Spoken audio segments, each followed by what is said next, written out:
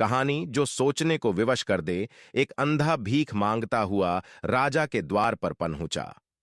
राजा को दया आ गई। राजा ने प्रधानमंत्री से कहा, यह भिक्षुक जन्मांध नहीं है, यह ठीक हो सकता है, इसे राजवैद्य के पास ले चलो। रास्ते में मंत्री कहता है, महाराज, यह भिक्षुक शरीर से हृष्टपुष्ट है। यदि इसकी रोशनी लौट आई तो इसे आपका सारा भ्रष्टाचार दिखेगा, आपकी शानो शौकत और फिजूल खर्ची दिखेगी, आपके राजमहल की विलासिता और रनिवास का अथाह खर्च दिखेगा। इसे यह भी दिखेगा कि जनता भूख और प्यास से तड़प रही है, सूखे से अनाज का उत्पादन हुआ ही नहीं और आपके सैनिक पहले से 100 गुना लगान वसूल रहे हैं। शाही खर्चे में बढ़ोत्तरी के कारण राजकोष रिक्त हो रहा है, जिसकी भरपाई हम सेना में कटौती करके कर रहे हैं। इससे हजारों सैनिक और कर्मचारी बेरोजगार हो गए हैं। ठीक होने पर यह भी औरों की तरह ही रोजगार की मांग करेगा और आपका ही विरोधी बन जाएगा। मेरी मानिए तो यह आपसे मात्र 2 वक्त का भोजन ही तो मांगता है। इसे आप राजमहल में बैठाकर मुफ्त में सुबह शाम भोजन कराइए और दिन भर इसे घूमने के लिए छोड़े डेज दीजिए।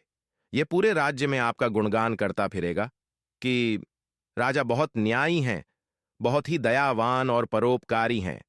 इस तरह मुफ्त में खिलाने से आपका संकट कम होगा और आप लंबे समय तक शासन कर सकेंगे। राजा को यह बात समझ में आ गई।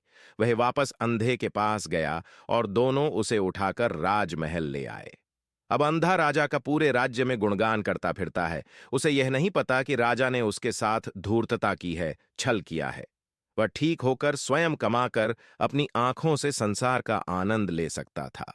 यही हाल सरकारें करती हैं, हमें मुफ्त का लालच देती हैं, किंतु आंखों की रोशनी, अच्छी शिक्षा व रोजगार नहीं देती, जिससे कि हम उनका भ्रष्टाचार देख पाएं, उनकी फिजूल खर्जी और गुंडागर्दी देख पाएं, उनका शोषण और अन्याय देख पाएं, और हम अंधे की तरह उनका गुणगान करते हैं कि राजा मुफ्त में सबको सामान देते हैं।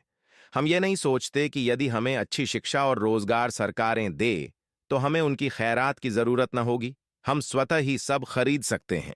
पर हम सभी अंधे जो ठहरे, केवल मुफ्त की चीजें ही हमें दिखती हैं। नोट: इस पोस्ट का किसी राजनैतिक पार्टी विशेष से लेना देना नहीं है। जो सत्ता में रहता है वो ऐसा पैंतरा अपनाते हैं।